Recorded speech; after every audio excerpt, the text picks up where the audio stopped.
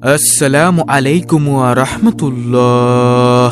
আসরের নামাজের পর যদি কেউ আল্লাহ তাআলাকে সন্তুষ্ট করার জন্য দৃঢ় বিশ্বাস রেখে নবীজির প্রেম ভালোবাসা মোহাব্বত অন্তরে রেখে এই পরীক্ষিত দোয়াটি 10 বার পরে 10 বার পড়লে শতভাগ নিশ্চিত কোনো সন্দেহ নেই সকল হাজত আল্লাহ তাআলা পূরণ করবেন, সকল হাজত পূরণ হবেই হবে ইনশাআল্লাহ। আসরের নামাজের পর দোয়াটি পড়ে যা চাইবে তাই পাবে ইনশাআল্লাহ। প্রিয় দর্শক, আসরের নামাজের পর দোয়াটি পড়ে রিজিক চাইলে রিজিক দিবেন, সম্মান চাইলে সম্মান দিবেন, নেককার সন্তান চাইলে নেককার সন্তান দিবেন আল্লাহ তাআলা ইনশাআল্লাহ। সবচেয়ে বড় কথা হলো আল্লাহ ও তার রাসূল সাল্লাল্লাহু আলাইহি ওয়াসাল্লাম খুশি হবেন। সুবহানাল্লাহ। তো প্রিয় দর্শক, আমরা প্রথমত দোয়া সম্পর্কে রাসূল সাল্লাল্লাহু আলাইহি ওয়াসাল্লাম কি বলেছেন, আমরা কেন দোয়া করব এ সম্পর্কে জানবো ইনশাআল্লাহ। তো চলুন আমরা বিস্তারিত জেনে নেই। আমরা অনেকেই মহান আল্লাহর কাছে চাওয়ার এবং তাকে ডাকার বা তার কাছে দোয়া করার যোগ্যতাই হারিয়ে ফেলেছি। অথচ মহান আল্লাহর নির্দেশ, তোমরা আমাকে ডাকো, আমি তোমাদের ডাকে সাড়া দিব। সূরা মুমিন আয়াত নম্বর 60। অন্য আয়াতে আল্লাহ বলেন, যখন কোনো প্রার্থনাকারী আমাকে ডাকে তখন আমি তার ডাকে সাড়া দেই। সূরা বাকারা আয়াত নম্বর 186। দোয়ার বরকতে মানুষের জীবনের গতিপথ বদলে যায়। প্রিয় নবী সাল্লাল্লাহু আলাইহি ওয়াসাল্লাম বলেন, দোয়া ছাড়া কখনো কিছু ভাগ্য পরিবর্তন করতে পারে না এবং নেক আমল ছাড়া হায়াত বৃদ্ধি পায় না। তিরমিজি শরীফের হাদিস। এখন প্রশ্ন হলো, কাদের দোয়া কবুল হয়? প্রিয় নবী সাল্লাল্লাহু আলাইহি ওয়াসাল্লামের বাণীতে কতিপয় ব্যক্তিত্বের দোয়া কবুল হওয়ার সুসংবাদ পাওয়া যায়। প্রিয় নবী সাল্লাল্লাহু আলাইহি ওয়াসাল্লাম বলেন, 3 শ্রেণীর মানুষের দোয়া কবুল হওয়া অবশ্যম্ভাবী। নম্বর 1, পিতামাতার দোয়া। নম্বর 2, মুসাফিরের দোয়া। এবং নম্বর 3, মজলুমের দোয়া। আবু দাউদ শরীফের হাদিস। এছাড়া অসুস্থ জনের দোয়া কবুল হয়, অসুস্থ জনকে ক্ষমা করা হয় ও মর্যাদা বাড়িয়ে দেওয়া হয়। হাদিসে আছে, কোনো অসুস্থ ব্যক্তির কাছে গেলে তার কাছে নিজের জন্য দোয়া চাওয়া, কেননা অসুস্থ ব্যক্তির দোয়া ফেরেশতাদের দোয়া বা মিনতি করার মতো। ইবনে মাজাহ শরীফের হাদিস। অন্যদিকে অনুপস্থিত ব্যক্তির জন্য দোয়া করলে ওই দোয়া কবুল হয়। প্রিয় নবী সাল্লাল্লাহু আলাইহি ওয়াসাল্লাম বলেন, কোনো ব্যক্তি যদি তার ভাইয়ের জন্য তার পিছনে অর্থাৎ অনুপস্থিতে আল্লাহর কাছে তার দোয়া করে, তবে ফেরেশতা ওই দোয়া কবুলের জন্য আমিন বলেন এবং কান্নাকাটি করে দোয়া করলে নিজের জন্য এ দোয়া কবুল হয়। আশা করি প্রিয় দর্শক বুঝতে পেরেছেন। এখন কথা হলো, কাদের দোয়া কবুল হয় না? যেসব কারণে দোয়া কবুল হয় না তা হলো, নম্বর 1, পানাহার ও পোশাক হালাল না হওয়া, এর কারণে দোয়া কবুল হয় না।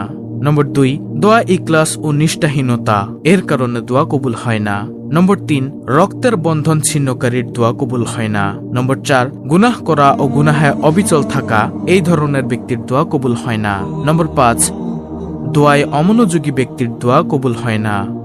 নম্বর 6, দোয়া কবুলের জন্য তাড়াহুড়াকারী ব্যক্তির দোয়া কবুল হয় না।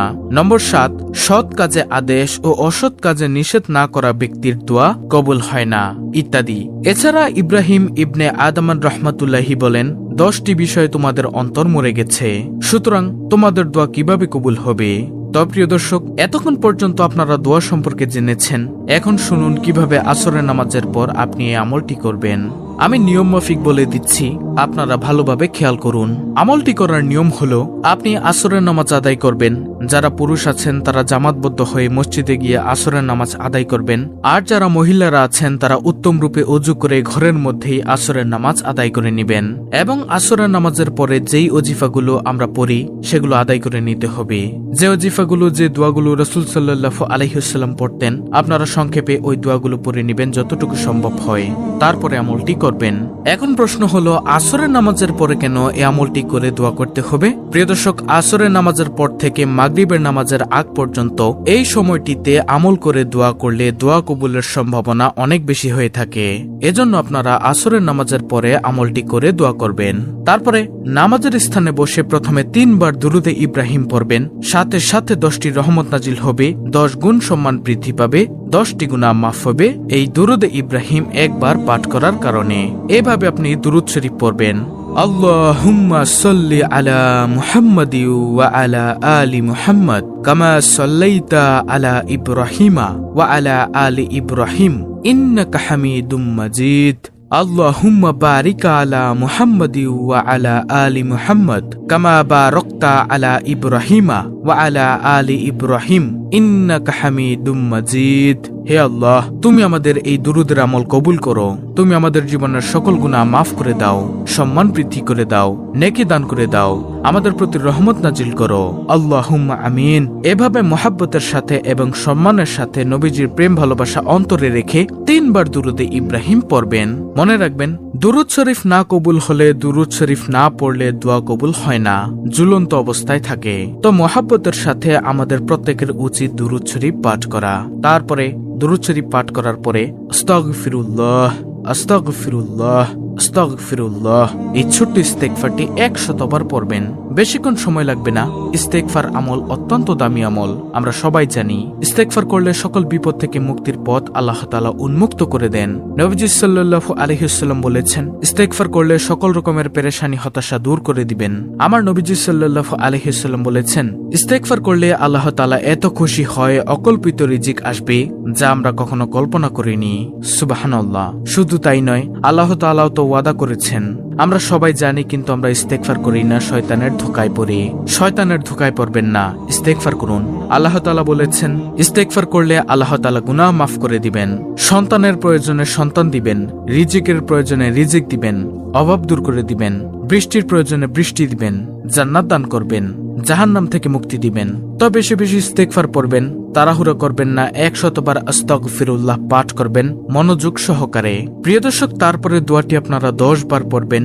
বিশ্বাস রেখে পড়বেন যে আমার নবীজি কসম করে বলেছেন দোয়া কবুল হবেই হবে। দোয়াটি হলো ইসমে আজম। আমরা সবাই জানি, ইসমে আজম দোয়া করতে দেরি, আল্লাহ তাআলা দোয়া কবুল করতে দেরি করেন না।